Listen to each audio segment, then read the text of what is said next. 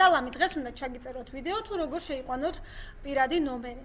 მოკლედ, როცა შედიხართ თქვენს პირად კაბინეტში, რეგისტრაციის შემდეგ ირჩევთ მიწოდების მისამართს, ანთავსებთ შეკვეთას, კალათაში მოაგროვეთ უკვე ყველაფერი და გინდათ ამ შეკვეთის დადასტურება, მაგრამ გაგრძელებას რო კლიკავთ, აი გამოდის ასეთი რამე, არ არის დამატებული პიროვნების დამადასტურებელი დოკუმენტი, ან უცხო ქვეყნის მოქალაქის დოკუმენტი. ეს ნიშნავს, რომ პირადი ნომერი არ არის შეყვანილი და უნდა დაამატოთ თქვენი პირადი ნომერი. უნდა გადახვიდეთ, ამიტომ ნახე, ოკეის რო დაკლიკავთ, გადაგიყვანთ პირველ გვერდზე. უნდა დაკლიკოთ პირადი მონაცემები, შემდეგ დოკუმენტები, ამის შემდეგ უნდა დაკლიკოთ პლუს დოკუმენტის დამატება, აქ მიუთითოთ საქართველო, შეიყვანოთ თქვენი პირადი ნომერი, მე ახლა შევიყვან პირადი ნომერს, აქ არის შენახვა. მე ახლა ამას გავაკეთებ უცებ.